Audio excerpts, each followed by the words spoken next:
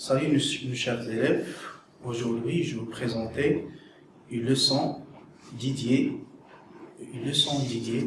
aux apprenants de première année baccalauréat Sciences Maths, intitulée Travail et énergie cinétique. J'aimerais bien commencer en vous mettant en situation pour vous utiliser vos compétences précédentes. Donc, l'image que vous voyez maintenant, il s'agit d'un skieur qui glisse sur un plan recouvert du glace. Donc, comme vous voyez, le skieur est en mouvement, c'est-à-dire elle est soumise à un ensemble des forces. Et vous avez vu dans le cours de travail et puissance d'une force qu'une force est dont le point d'application est en mouvement, donc cette force possède un travail, donc elle fournit une énergie. D'où, dans notre cas, le skieur il a reçu une énergie qu'on appelle énergie cinétique grâce aux forces appliquées. Donc, à partir de cette situation, on peut poser plusieurs questions. Parmi ces questions, que signifie l'énergie cinétique? Une autre question, cette énergie dépend-il des grandeurs physiques, de quelques grandeurs physiques? Par exemple, si on prend, on étudie un autre skieur de masses différentes, est-ce que l'énergie va varier? D'une part. D'autre part, si par exemple, en gardant le même skieur, mais en donnant à lui une autre vitesse, que ce soit plus élevé ou bien moins. Donc, est-ce que l'énergie cinétique va varier? Donc là, on peut poser une question, comment varie cette énergie en fonction des variations des masses et de vitesse? Bien sûr, si la réponse est oui, c'est-à-dire que la vitesse, elle dépend de l'énergie cinétique, donc on aura une relation qui relie l'énergie cinétique et les forces appliquées à un objet quelconque. Pourquoi? Parce que tout simplement, vous savez que les forces, elles provoquent un mouvement, et qui dit mouvement, dit vitesse. Donc, la vitesse, la force, elle donne au solide une vitesse, donc il y a une relation entre les forces et l'énergie cinétique de l'objet. Passons maintenant aux premières questions. Que signifie l'énergie cinétique? Par définition, l'énergie cinétique étant l'énergie que possède un objet au cours de son mouvement. Donc, d'après cette définition que vous voyez, on peut dire que l'énergie cinétique dépend du mouvement, c'est-à-dire il dépend de vitesse. Donc là, on a répondu à la première question, la définition, et on va entamer la deuxième question à partir de cette définition. Donc il y a une relation entre l'énergie cinétique et le mouvement, c'est-à-dire quand on dit mouvement, on dit énergie cinétique, c'est-à-dire le solide, il reçoit une énergie cinétique. Donc en mouvement, nous avons deux types de mouvements, mouvement de translation et mouvement de rotation. Donc, quelle est l'expression de l'énergie cinétique dans chaque type de mouvement? Commençons par mouvement de translation. L'énergie cinétique a pour relation EC est égal à 1 demi m v carré. Donc, comme vous voyez dans l'expression, l'énergie cinétique, elle dépend de la masse, elle dépend de la vitesse. C'est-à-dire, si nous avons un solide de masse L, on aura une énergie cinétique importante. Hein? Et si, par exemple, la vitesse d'un solide est importante, donc on aura une énergie cinétique très grande. Donc il y a une relation qui relie l'énergie cinétique, la masse et la vitesse. En système international, on sait bien que la masse est en kilogrammes, la vitesse en mètres par seconde. Donc, l'énergie cinétique sera en joules. Notez bien que la vitesse est un produit, ou bien une grandeur scalaire. Vous savez que la vitesse est un vecteur. Donc, quand on dit vecteur, c'est-à-dire qu'il dépend de référentiels choisis pour étudier le mouvement. Et à partir de cette relation, on constate que nous avons un V carré, c'est-à-dire il y a un produit scalaire de V scalaire V, ce qui donne la norme de V. Donc, EC, c'est une grandeur scalaire, parce que EC dépend de V carré, c'est-à-dire le produit scalaire de V vecteur V. Et en même temps, EC est une grandeur scalaire, et EC dépend de référentiel. Pourquoi? Parce que la vitesse dépend de référentiel choisi. En appliquant maintenant cette relation dans le cas d'une voiture roulant à une vitesse de 108 km/h et de masse 10 à la puissance 3 kg. Donc on va utiliser la relation littéralement. EC est égal à 1 demi mv carré. Vous savez que la vitesse doit être en unité internationale, c'est le mètre par seconde. Donc, on doit transformer la vitesse 108 km/h en mètres par seconde. Pour cela, il faut diviser par 3,6. On trouve la vitesse égale à 30 mètres par seconde. Donc, par application, on trouve l'énergie cinétique à une valeur de 4,5 10 à la puissance 5 joules. Et vous voyez, cette valeur, elle est importante parce que nous avons une masse 10 à la puissance 3 kg et une vitesse de 180 km/h. Dans le cas maintenant de rotation d'un solide autour d'un axe fixe, la relation, ou bien l'expression de l'énergie cinétique est donnée par EC est égal à 1 demi G delta oméga au carré. Avec le oméga, c'est la vitesse angulaire instantanée d'un corps solide. Vous avez vu cette grandeur en cours de rotation d'un solide autour d'un axe fixe. Le G delta, le moment d'inertie par rapport à l'axe. Le G delta, c'est une grandeur physique qu'on va avoir par la suite. On peut démontrer cette relation. Prenons un solide en rotation autour d'un axe fixe.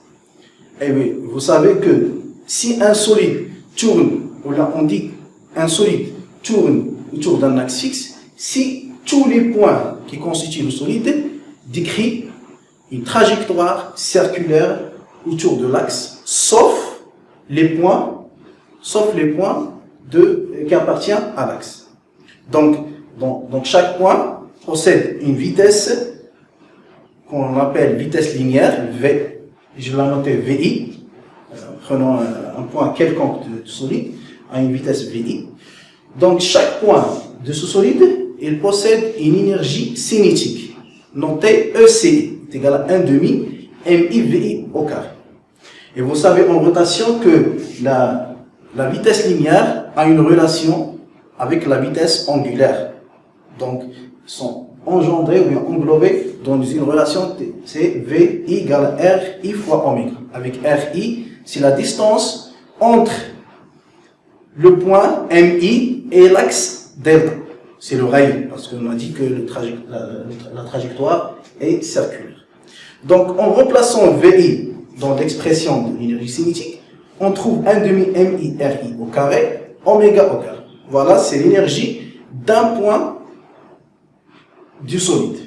Maintenant, si on cherche l'énergie du solide, l'énergie cinétique du solide, donc EC du solide est égal à la somme des énergies de tous les points qui constituent le solide. Et puisque oméga est constante, donc on va trouver que la somme est égale à 1 demi oméga somme de MI RI au carré. Voilà le terme sigma MI RI au carré. On peut la poser comme G delta et s'appelle le moment d'inertie que nous avons déjà vu. Donc, prenons la relation de G delta. Donc le G delta est égal à MI RI au carré. C'est-à-dire il dépend de la masse d'un point et la distance qui sépare le point et l'axe delta. Donc on peut dire que le G delta, il indique la répartition de la matière autour de l'axe delta. C'est-à-dire un solide dont un axe passe par le solide, que ce soit le milieu ou bien à n'importe quel point. Donc on parle de G delta, c'est la répartition de la masse du solide autour de l'axe delta. Pour cela, on va prendre quelques exemples de quelques solides homogènes de forme connue, bien simple. Vous voyez, maintenant nous avons des formes que vous connaissez bien. Prenons l'exemple du cylindre. Cylindre dont l'axe passe par le centre, verticalement par le centre d'inertie, son centre d'inertie. Donc le G delta a pour expression 1/2 mr au carré.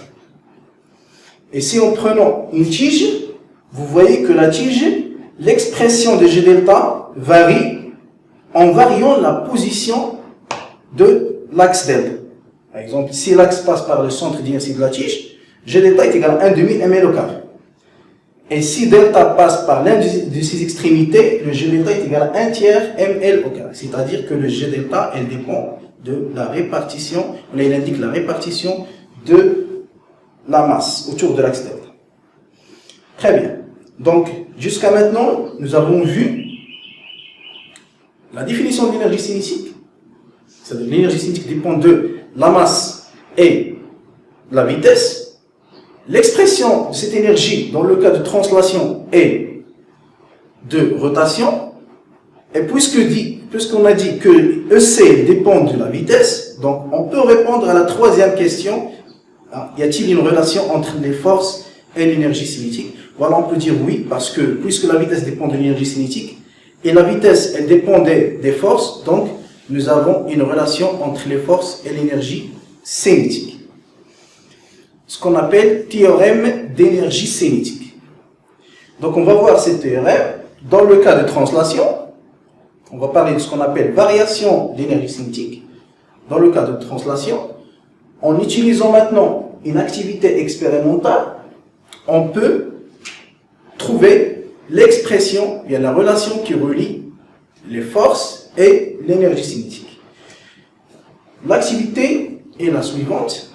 On lâche un autoporteur de masse M sur son vitesse initiale sur un plan, ou là sur une table à coussin d'air inclinée, comme vous voyez dans l'image. Et on va enregistrer les positions du centre d'inertie de l'autoporteur dans des intervalles de temps égal à 60 millisecondes. On obtient l'enregistrement suivant. Maintenant, en utilisant l'étude cinématique que vous savez bien en mécanique, on peut trouver la relation. Donc, on va commencer par une question classique, c'est faire le bilan des forces appliquées à l'autoporteur. Donc, l'autoporteur soumis à deux forces, le poids et la réaction de la table. Le poids et la réaction de la table. Bien sûr, le poids, elle est toujours perpendiculaire au plan horizontal. Et la réaction de la table, dans le cas de table à coussin d'air, elle est perpendiculaire à la table. Maintenant, les forces, chaque force, elle a un travail, elle a son travail. Pourquoi? Parce que le solide autoporteur est en mouvement, donc le point d'application de la force se déplace le long du parcours. Donc, le travail du poids au cours du déplacement D, ou bien M1, MI, que je la note D. C'est quoi M1, MI? M1, MI, c'est-à-dire la distance entre la position initiale que j'ai choisie, M1, et une position, que ce soit M2, M3, M4, jusqu'à M7, que je la note MI en général, d'une façon générale. Donc la distance, c'est M1, MI. Vous savez, le travail du poids, par définition, est égal à mg fois z de départ, c'est-à-dire le z de 1, moins le z d'arrivée, c'est-à-dire le z du point I. Peut-être 2, 3, 4, etc. Ce qu'on appelle la dénivellation. Donc, le Z1 moins ZI, c'est la hauteur HI. Donc, on peut dire que le travail du poids est égal à mg fois HI. Et c'est quoi HI, l'expression de HI? Vous remarquez, à partir de la figure, que nous avons un triangle M1, MI et un point, le point d'intersection entre le HI et la ligne horizontale passant par MI. Donc, nous avons un angle alpha. Donc, sinus alpha est égal à HI sur D. D'où la relation, l'expression du WP est égale à mg Z1 moins ZI est égal à mg HI est égal à mg D sinus alpha. Et voilà l'expression du poids de l'autoporteur. Le travail de R, il est nul, parce que R, il est perpendiculaire au plan. Donc, la somme, quelle est la somme des travaux des forces appliquées? La somme des forces des travaux. Puisque l'autoporteur se met à deux forces, l'un des forces, son travail est nul, donc la somme des forces devient égale au travail du poids. C'est bien. Donc maintenant, on est arrivé à la somme des forces égale au travail du poids. Donc en utilisant l'enregistrement, on peut calculer la somme, le travail du poids, c'est-à-dire on peut calculer la somme des forces, et on peut calculer, grâce à la vitesse, on peut calculer l'énergie cinétique. Donc, grâce à un logiciel régressé, on peut tracer la courbe EC est égale à F de WP. La courbe est la suivante. Donc, la courbe est une fonction, est une droite affine d'équation EC est égal à A, WP plus B. Donc, B, c'est l'ordonnée à l'origine. C'est-à-dire, pour W, quand W égale à 0, le B est égal à EC de 0. Donc, on peut trouver B. Donc, B est égal à EC de 0. EC de 0, c'est quoi? C'est l'énergie cinétique initiale. Et le point de départ, on a pris le point de départ sur le point M1. Donc, EC1 est égal à B, est égal à 3,66 millijoules. Le coefficient directeur A, c'est le delta EC sur delta WP. J'ai pris deux points. Le plus facile, donc le point dont l'énergie cinétique est égale à 100 millijoules et son travail est 102. Et l'autre point, c'est l'ordonnée à l'origine. Donc, en remplaçant, on trouve que le A, le coefficient directeur, est égal à 0,94, qui est presque égal à 1. D'où l'équation devient ECI est égal à WP plus EC. Donc, ECI moins EC1 est égal à W. Et bien sûr, ECI, c'est quoi? C'est l'énergie cinétique finale, à un point final. Et EC1, l'énergie initiale. En physique, quand on utilise grandeur, bien, une valeur finale moins une valeur initiale, ça signifie une variation. Et que l'on note delta. Donc, le delta EC est égal au travail de P. D'où la relation finale, c'est le delta EC est égal à la somme des travaux, parce que on a déjà vu que le travail de P est égal à la somme des travaux.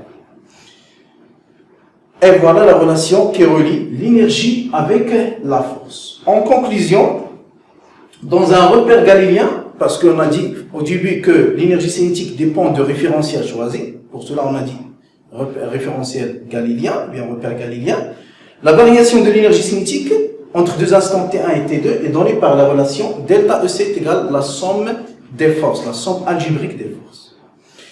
Maintenant, dans le cas de rotation, est-ce que cette relation va changer? La réponse est non. Parce que l'expérience montre que la relation est vérifiée, que ce soit dans le mouvement de translation ou bien dans le mouvement de rotation. Et pour cela, on écrit delta EC est égal à la somme des travaux, sauf que l'expression de EC en rotation, c'est 1 demi G delta oméga au carré au lieu de 1 demi M V au carré. Pour cela, on peut énoncer ce qu'on appelle le théorème d'énergie cinétique. Le théorème d'énergie cinétique, c'est un théorème qui englobe la relation entre l'énergie cinétique et le travail dans les deux types de mouvements, que ce soit le mouvement de translation ou bien le mouvement de rotation. Donc, le théorème dit, dans un repère galiléen, la variation d'énergie cinétique entre deux instants T1 et T2, soit en mouvement de translation ou bien en mouvement de rotation, est égale à la somme algébrique des forces extérieures appliquées à l'objet. Donc, delta EC est égal à la somme des travaux. Donc, comment on peut utiliser cette relation? Cette relation, comme vous voyez, engendre la vitesse et les forces. Donc, si on connaît la vitesse dans deux instants, on peut déduire l'intensité de la force comme on peut déduire la distance ou bien la distance de déplacement du solide. Et vice-versa. Si on connaît la distance et l'intensité, on peut déduire la vitesse, que ce soit la vitesse de départ ou bien la vitesse d'arrivée. Donc, on va utiliser une application pour bien saisir ce théorème. L'application, un véhicule de 1,6 tonnes part d'un point A sans vitesse initiale et arrive au point B avec une vitesse de 80 km/h. Au cours de son mouvement, elle est soumise à une force qui s'appelle c'est une force d'action de moteur. Cette force, elle est parallèle au plan ou bien parallèle aux trajectoires. Donc la question est, en appliquant le théorème d'énergie cinétique, déterminer F l'intensité de la force du moteur. Bien sûr, les forces de frottement sont négligées. Donc, on va commencer bien sûr par bilan des forces, système étudié. Nous avons combien de forces? 3 forces maintenant. Le poids, la réaction de la piste et la force du moteur. Donc, on représente les forces, comme vous voyez. P est perpendiculaire au plan, R est perpendiculaire au plan parce que les frottements sont négligeables, et le F est parallèle au plan dans le sens de mouvement. En utilisant maintenant le théorème d'énergie cinétique, delta EC est égal à la somme des forces. Nous avons 3 forces, c'est-à-dire 3 travaux. EC, delta EC, c'est l'énergie cinétique au point final moins l'énergie cinétique au point initial, ECB moins ECA, est égal au travail de P plus le travail de R plus le travail de F. On sait bien la définition du travail d'une force est égal au produit scalaire de la force et vecteur de déplacement. Et puisque P et R sont perpendiculaires au vecteur de déplacement, donc son travail est nul parce que produit scalaire, c'est la norme de la force fois la norme de la distance fois le cosinus de l'angle entre les deux qui est pi sur 2, donc elle est nulle. D'où il nous reste la force F. Et la force F, puisqu'il est parallèle au plan, donc l'angle entre la force F et le plan, il est l'angle 0. Donc cos 0 c'est 1, donc il nous reste F fois AB. On remplace l'expression de F, on trouve 1 demi MVB au carré moins VA au carré est égal à F fois AB parce qu'on a remplacé l'énergie cinétique dans chaque point. Et puisque la vitesse initiale est nulle, la relation va devenir 1 demi VB au carré est égal à F fois AB. Donc l'expression de F est MV carré sur 2AB. On sait bien, si on veut faire l'application numérique, la vitesse au point B, elle est en kilomètres par heure. Donc on doit transformer la vitesse en unité internationale. Très important, il faut bien retenir ce point. Donc application numérique, la vitesse 80 km par heure, on va diviser par 3,6, on trouve 22,2. bien 22. En remplaçant maintenant dans l'expression, on trouve que F est égal à 564 newtons. Et voilà, donc c'est l'application on a appliqué le théorème d'énergie cinétique. Voilà, donc on a trouvé que F égale à 564 newtons. On peut renverser maintenant la situation. Comment? C'est-à-dire, en vous donnant maintenant la force, donc supposons que maintenant la force exercée, ou bien la force du moteur est égale à 574, et on veut savoir la vitesse finale, la vitesse d'arrivée au point B. Donc, maintenant, on va utiliser le théorème d'énergie cinétique pour calculer la vitesse et non pas la force. Donc, on va utiliser la même démarche. Donc, ECB moins ECA est égal à la somme des forces. Donc, il nous reste 1 demi MVB au carré moins VA au carré est égal à F fois AB. Et puisque VA est nul, donc VB au carré va être égal à 2 fois F fois AB sur M. VB au carré, donc VB est égal à racine VB au carré, racine de F fois AB sur 2, et en utilisant l'application numérique. Et voilà, donc c'est la fin du cours, et merci pour votre attention.